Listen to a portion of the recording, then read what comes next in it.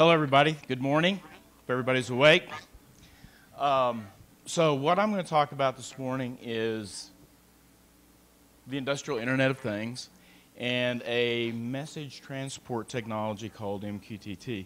A little bit about myself. So I'm an electrical engineer. I'm at Oklahoma State in 1978 going, why am I in electrical engineering? This is boring. It's, there's nothing exciting about this. I'm going to get off that slide. Okay. Had the opportunity to do a job co-op for Amoco Pipeline, and this is in 1978. So we had these new things called PLCs, so we hooked up PLCs, and we hooked those up to multi-drop phone lines with Bell 202 modems, and those were talking back to a DEC PDP-11 computer, and we had a SCADA system. And that was 1978. And it's 2016, and when we put together SCADA systems, guess what?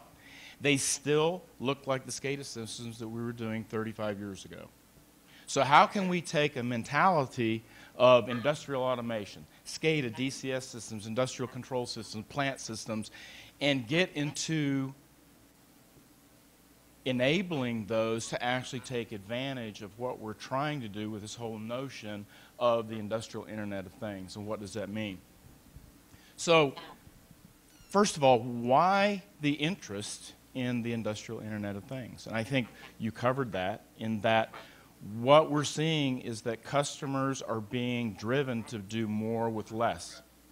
So how do you do more with less, and less you can get the information that's out in the field? So it all started with this notion of IT were running around with their hair on fire telling us, oh, there's cloud computing, right? There's cloud computing, there's this new technology, the internet is everywhere, so you should just be able to apply that to SCADA. So in the opportunities that I've had, the first thing that I did was we were doing protocol conversion from old proprietary protocols to Modbus, Modbus to Allen Bradley to DMP 3.0. And you start looking at this, and then we had this disruptive thing happen in the United States, and that was when AT&T were deregulated. If you don't think about it, for the process control industry, SCADA, things like that, until AT&T were deregulated, we had a really nice system. AT&T were highly subsidized, and they would run a 4-wire circuit wherever we wanted to put it. Then when they were deregulated, we started applying that to using VSAT systems. And with VSAT systems, we could no longer poll because they were slow, they had a lot of propagation delay, the data costs were very expensive. So 19 years ago, I had the opportunity on a project with Phillips 66 to work with IBM, and the result of that was this thing called MQTT, MQ Telemetry Transport. Now, when I did that, and this was in 1999, so MQTT's been around almost for 20 years, right? We had no notion of the Internet of Things. There was no cloud. We were just trying to solve a problem. Now, fast forward to today, where now MQTT has become one of the dominant transport protocols. Let's look back and say, well, it was actually designed for mission-critical, real-time pipeline control systems. So how do we apply that, and so on? So we look at what is the interest, and the interest in the Internet of Things originally was to take the Internet of People, web browsers, HTTP, and apply that to things in the field. And then we've got the industrial Internet of Things versus just the general Internet of Things. So I'm not arguing that my thermostat at home is being, I can pull it up on my iPhone, I can adjust my temperature, but when we apply it to control systems in the sectors that we're going to, then we're going to be held accountable for how we use that. So, if you don't remember anything from this presentation today, just 2 basic principles of what we need to do. The first thing is we need to decouple devices from applications. So think about what we do today. We take a really smart Advantech Uno PC, and we do an incredible application for it. And then what do? We take that and we couple it to an application with a protocol. and now we're dead. Think about it. We just tightly coupled the capability of that computer to an application. I solved the problem today, point-in-time solution. Then somebody comes and says, oh, Arlen, this computer has a lot more information. We could be using that in the line of business. Oh, well, you didn't tell me that. Now I've got it tightly coupled to this application. I don't want to change all that code. Let's talk about connecting devices to infrastructure, not devices to applications, right? And let's talk about hooking applications to infrastructure. So now we're not tightly coupled. We don't take our sensor or our smart application and tie it to our system tightly coupled. So we've got to decouple devices from applications, connect them to infrastructure. Step number 2. I've been working with IBM for 19 years trying to push this technology. And for all practical purposes, we failed, right? Because we were trying to take IIoT type technology and push from IT down into operations. Well, you hit that operations level, and if you can't prove that you know what that process is, well, I don't care what it is, factory, it could be pharmaceutical, it could be water and wastewater, it could be oil and gas, but if you can't show operational excellence in moving to a IIoT solution, then you will be blocked right at the point that you really need to make the penetration, because it is about the Internet of Things. But if I can't get to the things, I can't have that solution. So a lot of what I'm doing, and the reason I'm here working with B&B, is to provide a superior operational technology, and so we can arm operations to push IIoT from the bottom up, because what we know today, top down doesn't work. MQTT, this is a survey from 2016, and if we count the fact that we're not going to do real-time control with HTTP, then you can see MQTT has become the dominant transport in IoT. This is kind of a sector map of all of the MQTT servers that are available that you can get. And this is a very small subset of MQTT client technology. So again, if you can go find this, and one of the examples that I give is, let's say I had the graduating class of 2016 in here, computer science. So I've got all these young engineers out there. I say, okay, how many of you guys know OPC-UA? How many of you guys know Modbus Protocol, Allen Bradley Protocol? Do you know what DMP 3.0 is? Still blank. How many of you guys have a Raspberry Pi in your dorm room and you've downloaded an MQTT and you're using it to turn the lights on and off? And I'll bet over half the room would raise their hand.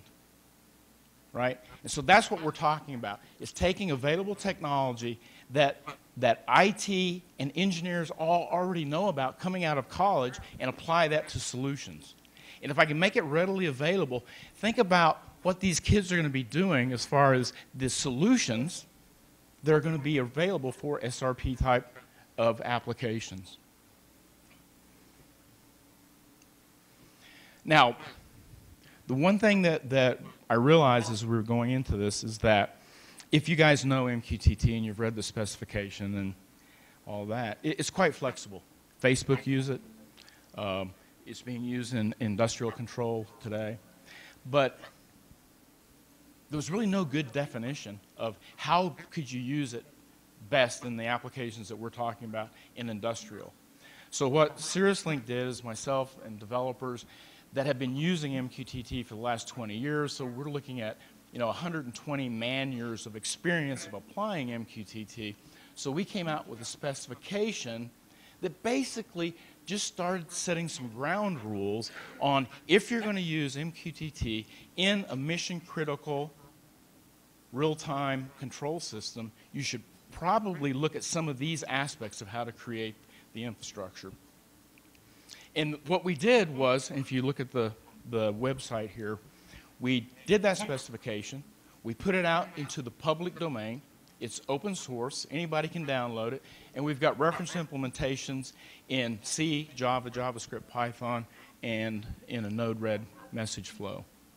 So using that, now we can get to the point where the ecosystem that Advantech is talking about, if I can pull in partners from that ecosystem and they're all using the same specification, then what does that look like if I start putting together an Advantech ecosystem?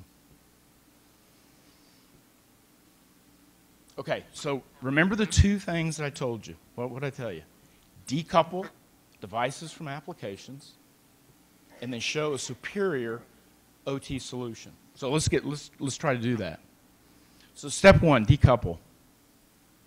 So I went through and started looking at some of the products available from Advantech and how those can actually interface into those things, right? This is the Internet of Things. And what are those things? Those things are tank levels and gas chromatographs and cathodic protection. It could be a flow rate. It could be a motor RPM. But I've got to get these pieces of information and I've got to get them to transport over a protocol. So now let's put it in an MQTT infrastructure. Let's put in some networking.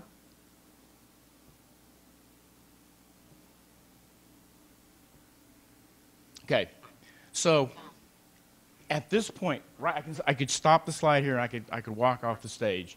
We have devices monitoring real-world things, and they're publishing into a message-oriented middleware infrastructure with the security pieces that I've drawn in here.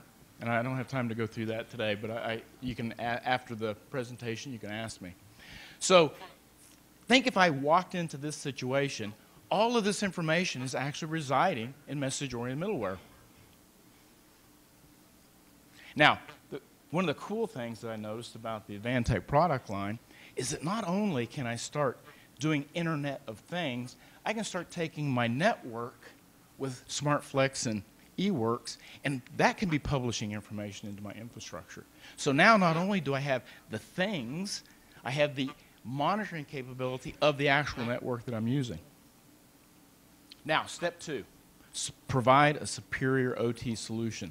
So if I plug in, again, we've decoupled. Now if I took something like web access and plugged it in, he can subscribe to all that interesting real-time information that we're publishing over MQTT. Now, at this point, I should be able to show a customer, an operations manager, a SCADA manager. At this point, this is a better, faster, more scalable, more secure solution than what he had with a legacy SCADA system. And now we can start taking the next steps. Well, this is interesting. Remember, I've decoupled the application. So before, could I take a SCADA system and add another SCADA system and add another SCADA system into the same information that's being published? I couldn't. I couldn't because SCADA was tightly coupled to the devices. But now, I don't even have to have the notion of a primary, secondary. I can have a primary, primary, primary. I can have test and dev looking at the same real-time information that my production system is working off of.